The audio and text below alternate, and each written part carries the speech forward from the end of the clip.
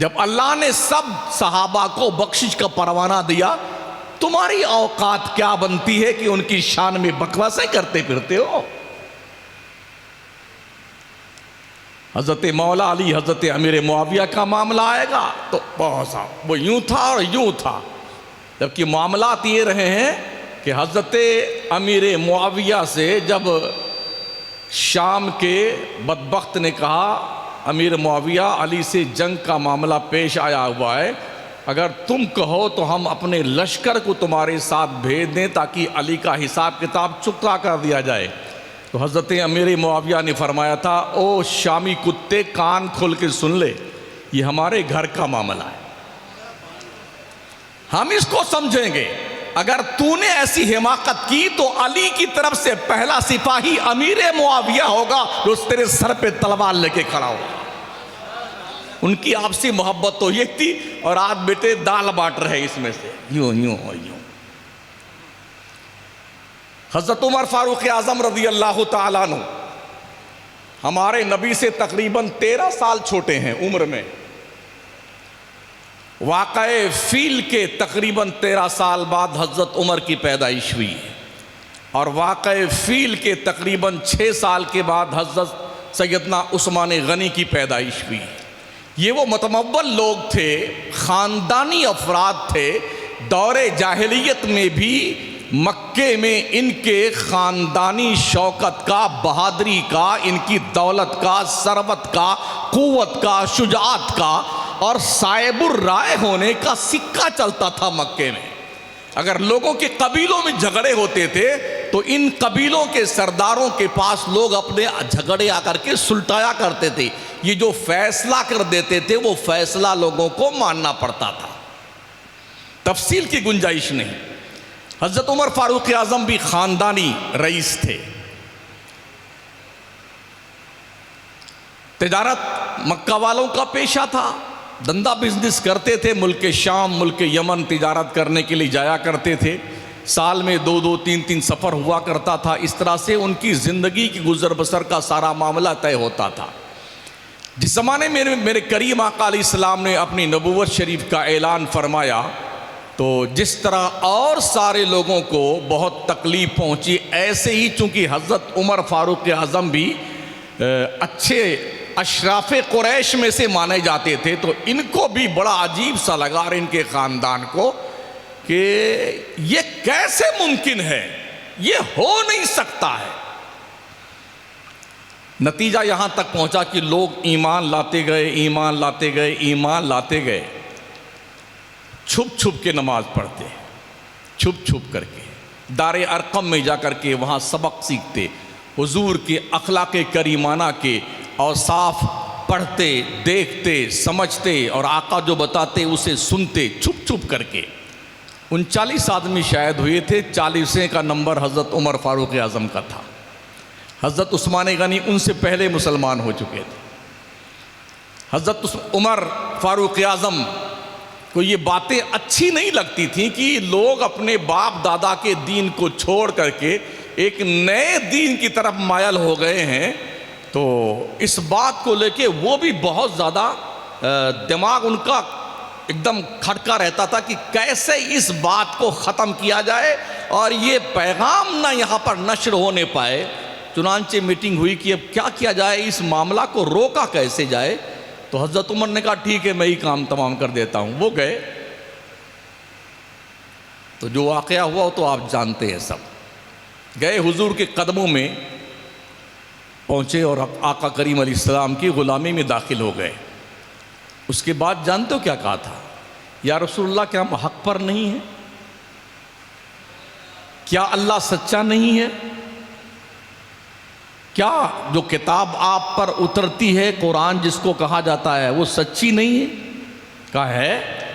कहा या रसूलुल्लाह, ये झूठे खुदाओं के परस्तार जो लोग हैं ये तो खुल्लम खुल्ला इबादत करते हैं और हम छुप के इबादत करते हैं। ये अब नहीं चलेगा,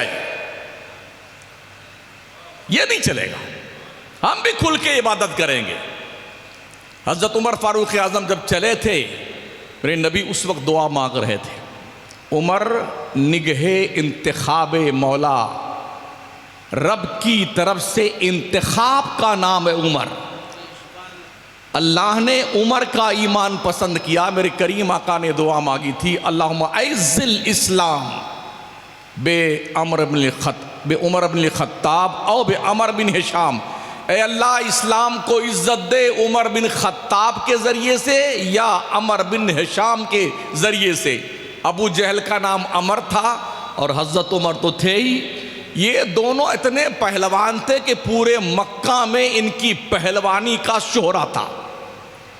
तो नबी ने दुआ मांगी, या अल्लाह इन दोनों पहलवानों में से किसी एक पहलवान को मुसलमान कर दे ताकि इस्लाम की गरीबी के दिन दूर हो जाए।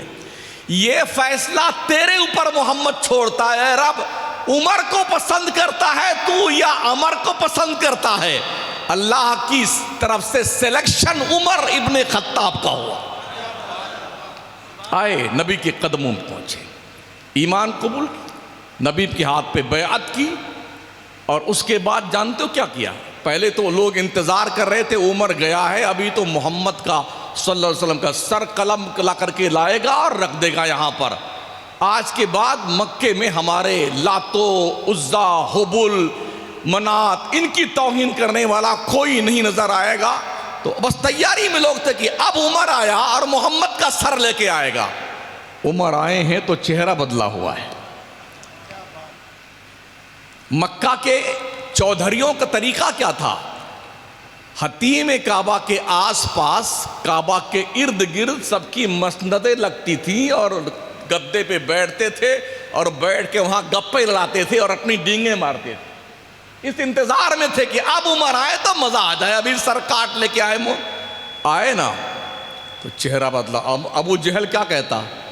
उमर का ये चेहरा जो लेके गया था वो चेहरा लेके नहीं आया है। उसने भांप लिया, वो जल्दी से उड़ के भाग गया अपने घर। हजरत उमर आए और कहा, ओ लोगों सुन लो, उमर मुसलमान हो गया है, मोहम्मद का गुलाम हो गया है। जिसकी मां ने दूध पिलाया उमर को हाथ लगा के बताए। दुनिया ताकत की जबान समझती है, ताकत की। आज इजराइल को पता चला है ताकत क्या होती है।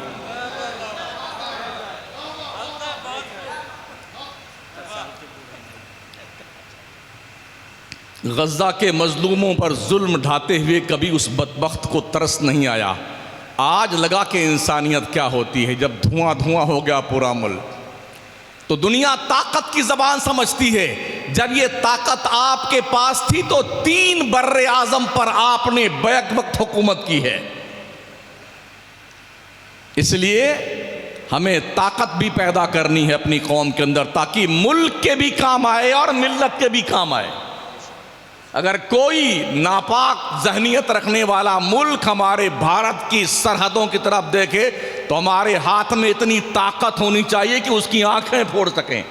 और अगर कोई हम पर भी नापाक नजर उठाए तो हम उसकी भी आंखें फोड़ने की ताकत रखनी चाहिए हमें। हमारे मुल्क का आईन हमें इस बात की इजाज़त देता है, आप पर कोई जुल्म करता है तो उसके हाथ पैर तोड़ने की इजाज़त तुम्हें भी है। ये हिंदुस्तान का संविधान इजाज़त देता हमें आपको। मैं अर्ज कर रहा था दुनिया ताकत की जबान समझती है। लोग जल्दी जल्दी अपनी मसनद और अपना गद्दा लेके भागे। हजरत उमर अबू जहल के मकान पे गए जो दरवाजा बंद करके अंदर बैठ गया था। हजरत उमर कहते हैं, अमर बिन हशाम घर से बाहर निकाल, गरीब मुसलमान बनता था, तू बहुत मारता था, तेरी मां ने दूध पिलाए, उमर से आके मुकाबला करके बता। एक एक के घर पे दस्तक दे दे के नाम ले ले के पुकारा, मगर अल्लाह की कसम किसी माई के लाल के अंदर हिम्मत न थी कि उमर का जवाब दे सके। आए हजरत उमर का, या रसूलल्लाह अब ये नहीं चलेगा, हम हरम काबा में चल के इबादत करेंगे। कहा उमर तेरी राह है तो हम इसको तस्लीम करते हैं। हजरत उमर उठे, 2 लाइन बनाई गई, 19 आदमियों की लाइन, एक तरफ 19 एक तरफ 19। एक लाइन के आगे हजरत अमीर हमजा और एक लाइन के आगे हजरत उमर बिन खत्ताब और बीच में जाने आला मुस्तफ़ा जाने रहमत सल्लल्लाहु अलैहि वसल्लम। इस शान से हरम में गए, शान से काबा का तवाफ किया। और इतनी शान से इबादत करके फिर खैरियत से घर को लौटे। ये पहला दिन था जब से नबूवत का ऐलान हुआ था, तब से अब तक पहली बार मुसलमानों ने दिल खोल के काबा का तवाफ किया था।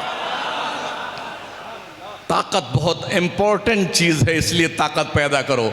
ओ नौजवानों, तुम 9 बजे तक सोते हो ना, सुबह उठ करके वर्जिश किया करो, बॉडी बिल्डर बनो। तुमसे अच्छा कोई खाता नहीं है, तुमसे अच्छा कोई पहनता नहीं है। कम से कम 10-10 किलोमीटर दौड़ करके अपने आप को इतना तनोमंद बना लो, कम से कम हिसाब किताब चुकता करने की सलाहियत आपके अंदर पैदा हो जाए।